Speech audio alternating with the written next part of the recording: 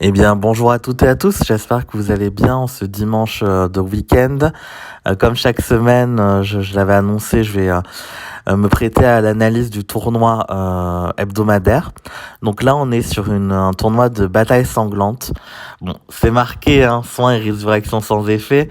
Mais c'est vrai qu'on est plusieurs dans l'Alliance à remarquer que je sais pas si c'est par manque de temps ou que le dimanche on a tendance à oublier actualiser sa défense, mais beaucoup de joueurs ont tendance à quand même mettre des soigneurs, ou alors c'est peut-être parce qu'ils ont que ça certains, hein, je veux pas interpréter, mais je suis sûr que dans une grande partie des cas c'est aussi parce que on lit pas bien les consignes du tournoi.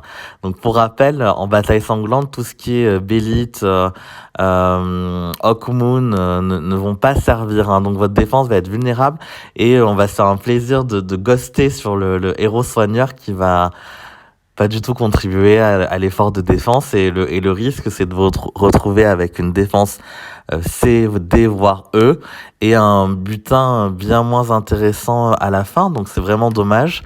Et également ça va vous diminuer sur le long terme les emblèmes que vous allez avoir sur ce type de tournoi et ralentir votre progression. Donc là, en bataille sanglante, pour rappel, quelques conseils élémentaires, c'est certains héros qui sont vraiment mis en valeur sur ces tournois. Donc ça va être les héros qui vont permettre de partager les dégâts, que ça soit pour vous ou pour l'adversaire, hein. Et ça va être les héros qui vont également, par exemple, créer des sbires.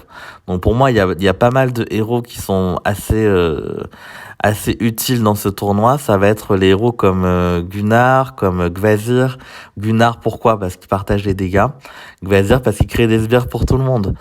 Et également les héros qui ont, si vous les avez emblémiques, qui sont druides, parce que ils vont pouvoir générer des sbires épineux, certes qui sont pas incroyables en soi, mais ça peut vous permettre de résister et que votre défense tienne.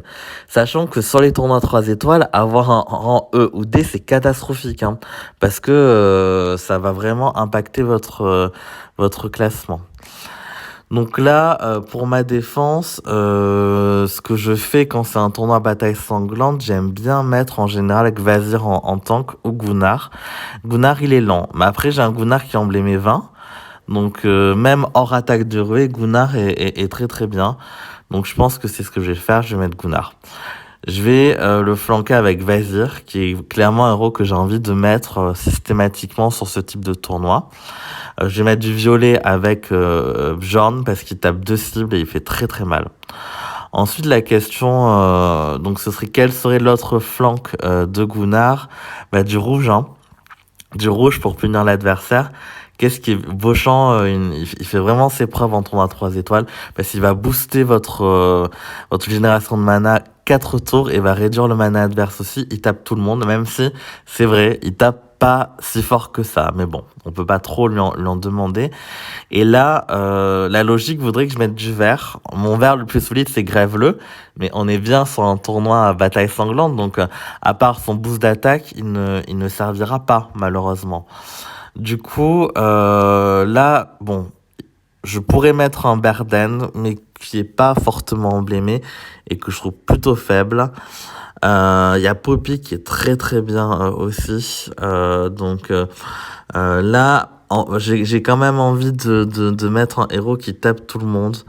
Donc là, j'hésite avec Melia. Melia qui serait une option. Certes, ça ferait deux jeunes, mais bon, c'est pas si grave que ça. Et après, j'ai des héros qui sont pas forcément emblémés, donc c'est vrai que là, ce serait du coup Melia ou Poppy. Poppy qui est très bien, qui fait très mal aussi. Bon, je vais partir sur Melia, on va voir, parce qu'elle est druide aussi, hein. Voilà ma défense, a priori, je pense que je vais partir sur ça. N'hésitez pas à commenter, à poser des questions si vous en avez, si vous hésitez sur certains choix. Je serais ravi de donner mon avis, qui n'est pas une vérité, hein. Chacun a des opinions différentes sur ce type de tournoi.